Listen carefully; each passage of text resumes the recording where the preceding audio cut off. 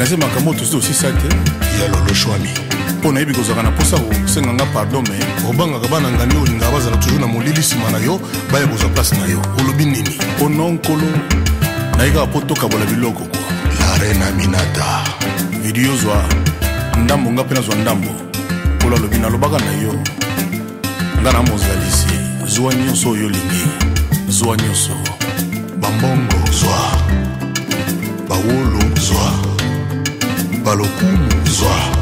Kasi tikelanga kaka bana na ngai ba angelos. Alléluia. Soro Guillaume. Nathalie Olisusu. Jean Kimbembe. Nathalie au deuxième tour. Nayoki Mawai. Kasi na seki. Claude Fakana. Makolo koya koyeba. Ezali lilote. Makolo koya comprendre. Ezali lilote. Topesa ton Topesa ntango na temps. Makolo koya koyeba. Ezali lilote. Oncle Ressé Olomide. Yeyo. Nathalie Olisusu. Nathalie au deuxième tour. Nayoki Mawa. Kasina seke. Didi Kinsala. Mokoloko ya koyeba. Ezali lelote. Topesa tanatan. Topesa tango natan. Mokoloko ya koyeba. Ezali lelote. Lelote. Ezali lelote. Moto ya kinaka. Mpo aboma moto. Edith Lucie Tito. Yebaka ke kala tezongola koya koko bibi. Kasi moto yo. Henri Wanya. Maya kampa babomai. Bienvenue chers internautes sur Congo et Asika à Stockholm. Je me présente comme Lisa de Stockholm. Je vous invite tous ce soir à l'émission Ici Scandinavie. Une émission qui va parler de tout, de la vie. Nous allons avoir des invités, des pasteurs, des artistes et des politiciens, et etc. Name it. Mais nous allons ce soir parler d'un certain fameux sapeur. Nous saluons d'abord, derrière notre caméra, nous te saluons Eric Photo, notre directeur technique, et sans oublier Maurice Premier, notre boss. Et bien sûr, notre collègue Angèle Baseka de Yotebol. Non, maintenant je vais donner le micro à ma consoeur Louise. Bienvenue, vous tous sur Congo et Asika, Stockholm. Pour présenter notre fameux sapeur de Stockholm, à Stockholm en Scandinavie, David Demokrano. Nous allons donc inviter une de nos grandes sœurs, une de mes admiratrices, et je l'admire beaucoup, et elle s'appelle Maman Sage. Bienvenue maman. Comment vas-tu? Oh, ça va. Vous allez bien maman? Oui, oui. Je vous donne donc le micro, comme ça vous allez introduire, vous allez nous présenter. Ok, merci beaucoup. Notre fameux. Bandeko Nabiso, merci mingi na poko ya lelo. Tokutani lisusu ndenge to mesana kokutana. Bino moko boyebi na kati ya Congo ya sika. To mesani tangu nyoso kokutana na bino, to monanaka, to sololaka. Makambo etali biso communauté na biso, o etali bana na biso, etali kopesa toli ko bongisa. E bongo na mukona lelo Congo ya sika na nzela ya sima na biso ya caméra tozo mona photo Eric, ba image ya bien, ya likolo pena ya ba ange. Et bon, on a pesi sous merci mingi na Maurice Premier o azali boss, papa kitoko, papa malamu, alinga toujours ko sangisa batu. Ya on a pesi mbote mingi. Tozo yamba mutu munene. Aza munene, mais na yebite soka ko quand même ko fanda na place oyo. Ma sœur Louisa yebisa ki Lisa yebisi biso ki alobi aza mokrana. Bandeko to yeba mokrana ngo eza ya nini? Akiparie mutu na mokili akipete. na kamwe me tomoni David akalakipaka makambo ya Israel me toyoki mokrano akipaka na ye te yango na ntango sikoyo tozoyamba ye biso nyonso tokosepela mingi naza sur toyambi invité na biso David Mokrana bamingi mpe bayebi ye mingi na kati ya Stockholm toyebi ye toviva ye o mutu munene zwa esika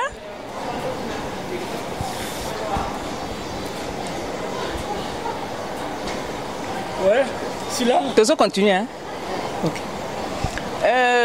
Papa David yo nde tozali kozela moko na lelo ezali vraiment mokolo moko na monaki même vous les bêtiers boyi kotika biso yebisa biso nanu nazo comprendre te David démocrate qui par rien non ngana sepena yebisa biso nanu eza ndenge nini bon comme on a déjà David bon mokrano ba pesanga depuis nazala au mwana kwanaki mutu abulaka trop atala liboso ba pesa ba nomanga comme David Mokrano bon pesa biso qui par rien pour na kipa mama butote olia fufu olia ni na kiparate patonga raté donc na kipara rien donc ba pesa comme qui par rien quoi aha siko na kanisi bandeko nyonso balandi pe lelo basosoli pona nini aza David Mokrana donc boyebi ka crâne soki ezate mutu pa zate mutu pa oyebe eloko te yango na ye azali David Mokrana to yambi ye lelo na kote mususu nga na yo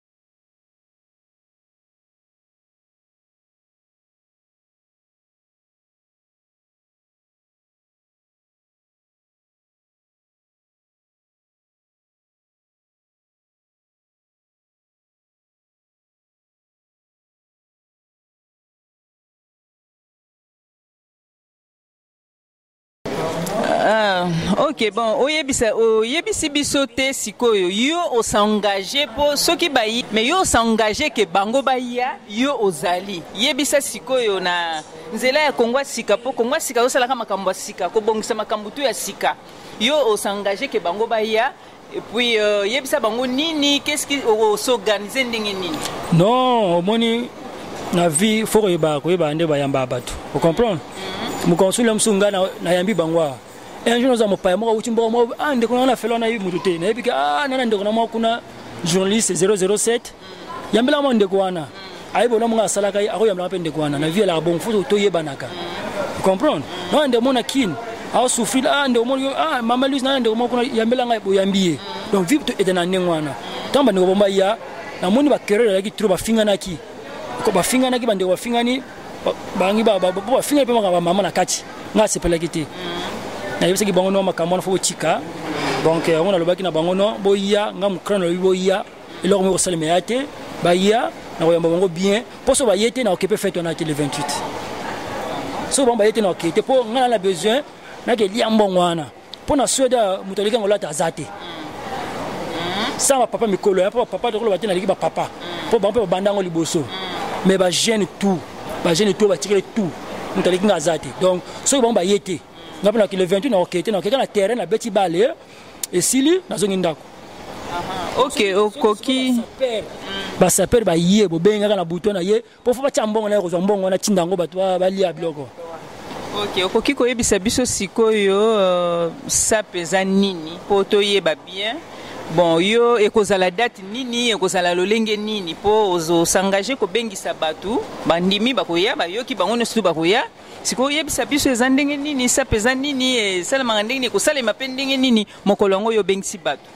Bon mais kuna bango baba omoni sap bon omina bango baba sapeur pour moi toi dans sapeur mais sap il y a ba critère nango la sap il y a critère nango et ali na makambo fo landa sap ndenge elanda maka ngana ko sono kana bilamba to ba ko swana mais e comment te ki bona ko finga ba mama o finga ndeko no mbali kizengi ezala raté ça n'existe pas dans la sap faut to la sabatu eli comme une culture na la tikitoko na sepeli bato ba moningo mukrano na sepeli na la tikitoko c'est ça la sap ya te no lati après mon ndeko la ti bien comme finga e c'est pas ça la sap to lati au moins lati no bien ngaba lati to ko sala ba jene biso na bimi na zo sepela na ngai yepe sala oya yo ba ti sikono ndo juger vous comprenez ba ya la te bien yo faut na ba couleur vous comprenez pour moi faut na yeba bon tout et une règle la sap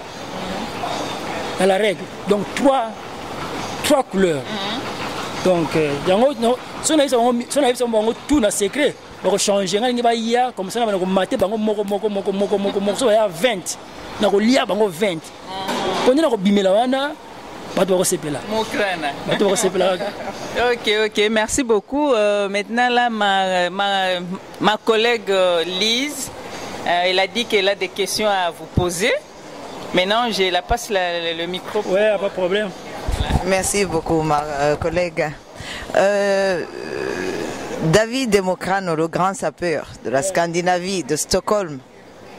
On a, comme vous venez de le dire un peu à Lingala, la SAP, c'est une culture. C'est une culture. Mais donc vous venez, qu'est-ce qui vous différencie avec d'autres sapeurs de Paris? Non, il n'y a pas de différence. Il n'y a pas la différence. Un sapeur, je suis un sapéologue. Je m'habille de couleur. Un sapeur, tu vas faire, comment je peux dire, comment tu peux marier de couleurs. Dans ces fêtes la nuit comme ça, comme fête congolaise, je peux m'habiller noir. Tu peux me voir. Vous venez de dire une chose qui est vraiment très intéressante, ça m'a vraiment frappé quoi. Donc vous venez de dire la SAP, c'est pas donc comme j'ai compris, et la plupart des gens se demandent, c'est pas seulement le Congo à ramener cette culture de SAP, mais tout le monde, les Africains en général, aiment bien saper. Ma question est que, si j'ai bien compris, la SAP, ce n'est pas de s'habiller à Versace, non, ça c'est pas la SAP. Armani, non. Dolce & Gabbana. Non. La SAP, c'est quoi? La SAP, c'est quelqu'un qui est bien habillé. Et bien habillé comment? Comment marier les couleurs? Je peux dire, il y a des gens qui, dans un fête comme, je peux dire, les gens qui portent, quel style là? Au Japon. Non, le Japon c'est un style. Oui, Yamamoto, Yoshi Yamamoto, c'est pas un style. Donc, même si tu portes maintenant là, Yoshi Yamamoto, tu n'es pas un sapeur. Non, non. Et style Japon, c'est un style. C'est un style. C'est pour dire aux gens. Oui, donc c'est un nom seulement. Yamamoto, les gens qui parlent, il y a les Congolais qui parlent, le Bora Mama, Yoshi Yamamoto. Ça, c'est pas un. Non, c'est pas un sapeur. Tu peux porter. Comme Yoshi, il fait son mot, le truc de. Les habits de Yoshi, souvent, c'est noir. Tissu noir, tout enfin noir. C'est pas ça, ça. C'est pas ça. Comment tu peux marier les couleurs? Tu prends un veste, cravate, bien là, tu es bien habillé, un weston au pied. Donc, weston au pied, après tu fais un marche là. Là, je te vois comment tu es donc, bien habillé, bien parfumé. Nous nous habillons OM, mais on sait comment marier les couleurs. Tu me vois bien, non? Est-ce que tu vois pas? Je suis sapeuse. Oui, pourquoi pas? Tout le monde est né sapeur. Tout le monde. Quand tu es né, tu portes un couche. Oui, c'est comme ça. Tout le monde est sapeur. Mais c'est pas dit que non. Parce qu'il y a des gens, tu peux dire même, je peux prendre un. Souvent je dis, je pense à l'autre là, qui s'habille mal comme ça. Kofi Olomide. Il a l'argent, mais il s'habille mal. Pourquoi? Oui. Il s'habille mal. Mais regarde Papa Wemba. Comment il s'habille? Tu as vu? C'est un modèle à moi, Papa Wemba. Donc, David Democrano, vous venez de leur dire au monde entier que la SAP a une révolution. La révolution SAP de Stockholm, c'est pas la SAP d'aller chez Versace ou Armani. La SAP est un artiste. Les sapeurs sont des artistes, vous croyez? Bon, pour moi, parce que chez nous au pays, il y avait la guerre chez nous. Il y avait la guerre tribale chez nous au pays à Brazzaville. Mais ce qui a mis la paix, c'est la SAP. Tu es bien habillé, on s'est mis ensemble. Tu viens de nord, sud, on est ensemble, nous tous. Il y a même quand on fait défiler chez nous, comme ici à défiler, il y a aussi le sapeur. On marche. Et après de le public nous voit comme ça. Parce que notre président, c'est un grand sapeur. C'est une culture. De te faire, on se sent qu'on est bien, que la vie va bien, que nous sommes... Oh non, mais vous êtes très bien habillés. Fier de moi. Maman Lise, je suis bien habillée. Il est fier d'elle. C'est comme toi aussi, tout comme ça. Je sais, pourquoi, quand tu t'habilles comme ça, tu as honte de te présenter devant les gens. Non, je suis bien habillé, comment? Je suis bien habillé, il faut que je me présente. Il faut que je me... hein? Comme tu faisais Kester. Tu fais des signes comme ça, de vous, de gens. C'est comme ça, la SAP. Donc c'est ça, quoi. C'est les questions que tu peux poser. Donc, je remets le micro à ma consoeur, Maman Louise. Maman Louise, elle va continuer cette émission. C'est elle, la grande, qui va continuer l'émission en vous posant encore d'autres questions. Nos chers internautes, si vous voulez, vous devrez aussi nous contacter. Congo et Asika, Stockholm, Bazali. Oh, Lise, wana azali Lise, botalaka Congo Sika, azana ba jeune ya bien, azana bato bazana crâne, ba yeli biso lelo moto ya crâne tozo parler car na kati ya crâne ezo sala Congo Sika ezo zo ba crâne bazo sala susu ba crâne, botalaka nenga lati. Ezo lakisi biso azali saperti na kati ya crâne na ye. Yango wana to sepeli mingi lelo Congo Sika memeli bino David Democrano. Bongo sikoyo tolingi totuna ye toujours tozotuna kaka sur événement ekozala wapi côté nini pesa biso précision ya nyonso adresse tout na heure na badate. Non bon côté so monika na nini yo adresse ya li tatia na ba Facebook ya li bato ba yebiango ya pe na ba fiche ya le 28 na tongo avant mettre au beta balle mais fait na poko na nini na Alvik ça les akuna tout va préserver aux toujours na Congo Sika asala ki émission que nous ali Là on ressort pour la deuxième fois ba tiangol so na ba tout ba fiche pe ali ngali kamana nga ke ba sapera felan fo ba ya ba sapera felan ba ya pour l'accès bongo sap ya ko fingate sap ya te ke no fa na ndako mutalache loko na ye ono ezangwanzo soko mone ezangwanzo yope ke ne somba yopo lacha ande ko ngapla latien c'est comme ça la sap te na ba ndako bongo finga ba tout. Vous comprenez? Ba finira batu sap ya li mutu ba sapera fashion ba ali ndeko na ngai fashion gile o malanga ya peta ne ba fashion nazo ndeko na ngai supira okito yesi koyo ati to mutu na domaine na ye ngaso ko sapo ye na ko nyata pour lingi sikoyo batu ya felon ba ya so ba yete to le 28 ngana ya na salle pour lingi ngali pour na ya na salle bango ba ye pour te confirmer que mastoko na vrai sapeur pour na mboko na ngamoko ko na ngamoko do fana confirmer na ngamo na sap pour na grand sap na tora tolote pour na yebine ba classe ba couleur ngala ko soma même HM mais ni on la ngo comprendre ngate. Ok, bon to landi biso nyonso mokrana alobi abengi bino nyonso asepeli mingi alobi toza bandeko ya Finlande boyoki boza soyez les bienvenus. Molulu wanato manifestation et soukité ezali le 30 ndenge David alobi le 28 na heure nini na match rozala donc précisément le 28 na ba moi toujours heure ba otonso no Congo ya sika une émission Maurice to ba ko chango tata mo gana ba ko cha heure wana ba heure to ba chona nini na vidéo heure mo to ko po mikolo foko ta na Congo ya sika to un système world.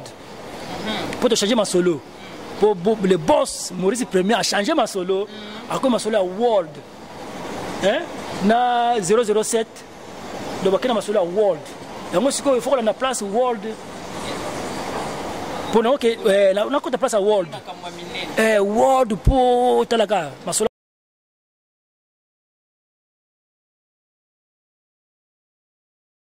Koto bengi bino boya ebele bande kwa Finlande boya le 28 et bongo tokoyeba nini ekoleka bongo sikoyo ngana zo mona yo kaka saper yo moko mengana yebi ana mutu moko ngana yebi saper yepe na beta kana moni yo telemate monzale nazo pesa mbote mingi na le prince monzale siko zali bon siko yo zaka yo moko zolo batro bongo monzale ngana monzale ali kolona yo yo le bichi. Donc nous c'est la bango tout le temps avec un ngamo na Suède comme ngamoko. Nous c'est tout le 28. Donc on a le 28 pour le système ya Masua. Vraiment Masua. Te David ngana zo tuna monzale ngana yebi monzale na yebi monzale. Monzale sala biloko mo yo telemano te nazo kama nengo zolo baba. Yo na bate na un système Masua. Masua ya kota kina Masua. Vous comprenez?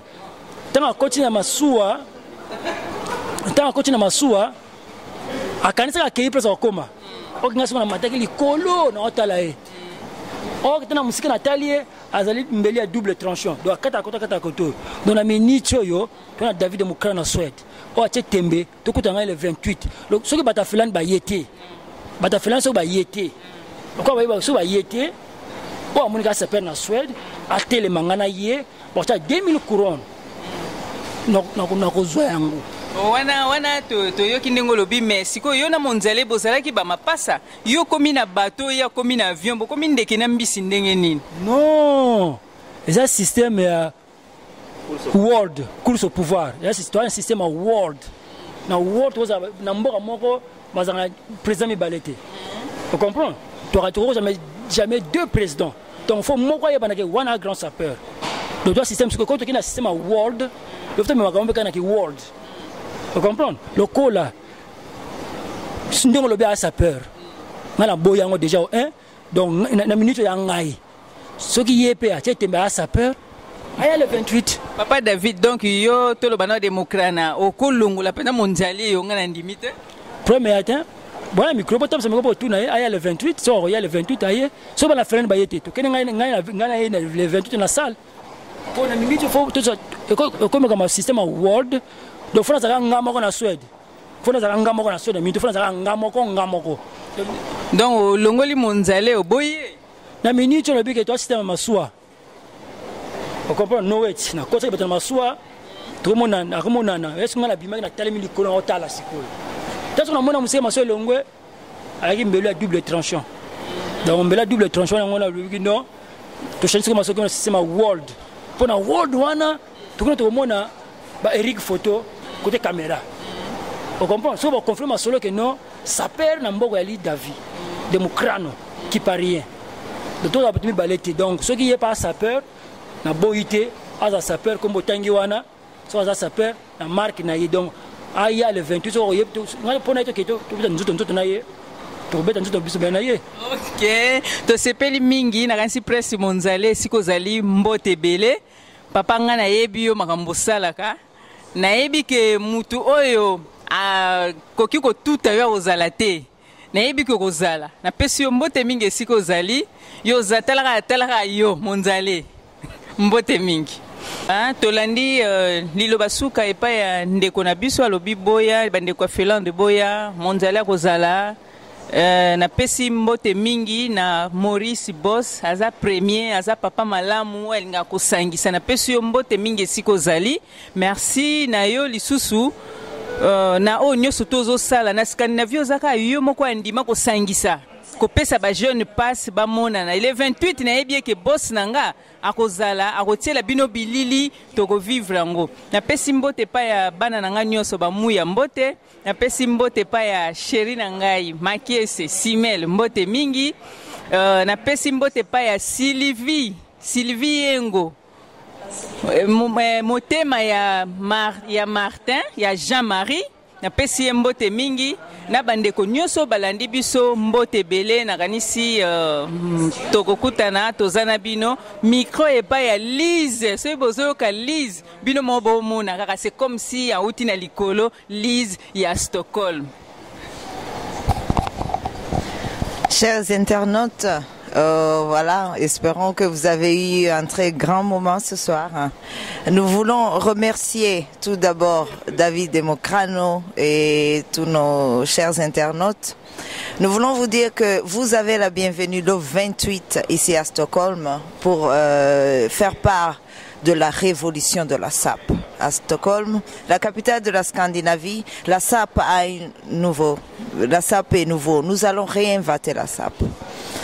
Nous saluons tous nos amis de JCC, la clé du ciel, Maman Ruth, Papa Isaac, Elsa, Stella et toute compagnie.